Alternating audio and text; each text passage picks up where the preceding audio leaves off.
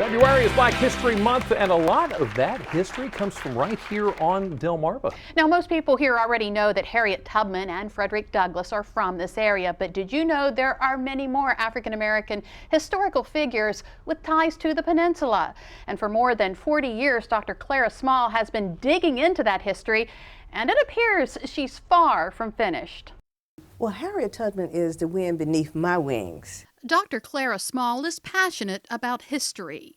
History tells me a lot about people, how people can influence others, how geography, religion, social factors, economic factors, political factors can influence people, and the decisions that they make. And for nearly 40 years, she taught African American history at Salisbury University. Teaching is always fun, but it is also a learning experience.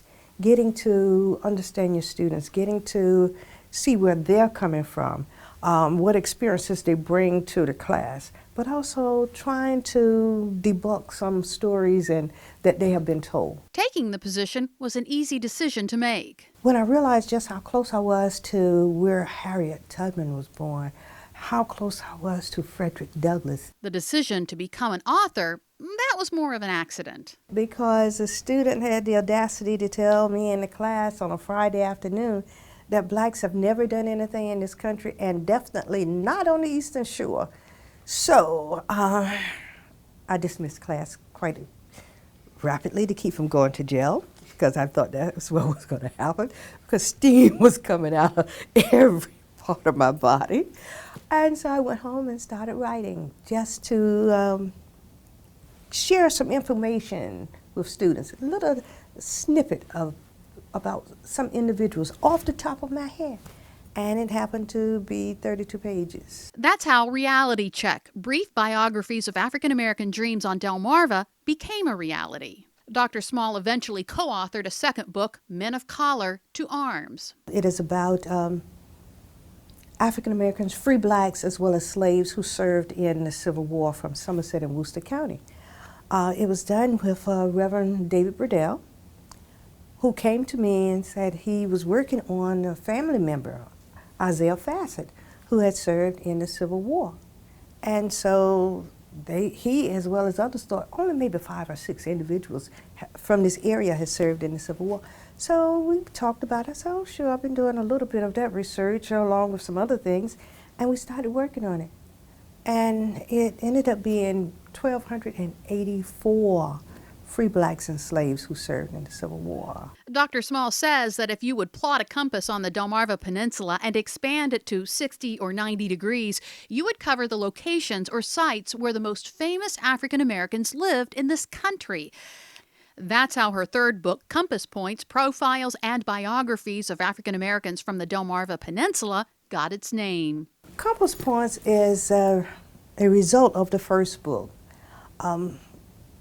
It started when I began teaching African American history, and I began to see so many references to individuals from here on the shore. Mm-hmm. Delmarva is very rich in history. It's the oldest and longest continuous history in this country. Everybody says, oh, New England, but it's not. The continuous records are here. So I started collecting the information, also interviewing individuals, and every bit of information I could find, I started collecting, putting it together. Dr. Small says there's too much information for one book, so she's working on volume 2. I want individuals to see and understand the history around them, and for families to understand that, yes, they're part of history. Mm-hmm. And the only way to do it is put it in print, and hopefully someone will read it and have an understanding of themselves. When Dr. Small is not researching and writing, she's traveling the peninsula, giving talks and holding book signings. For a list of dates, times, and locations, go to our website, WBOC.com, click on our picture at the top of the page. What a wonderful thing to bring an understanding of our local history. Mm-hmm.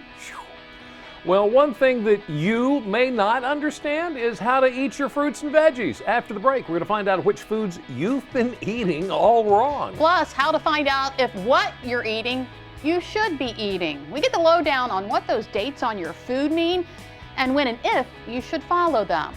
But first, we're following Sean Stryker around Delmarva, trying to figure out where he is. All right, Sean, give us our second clue. All right, guys. Well, this town has a long history here on Delmarva. In fact, it began in the 17th century as a small settlement called Stevens Landing. Don't worry if you don't know it, because I still have one more clue to help you out. Delmarva Life, we'll be right back.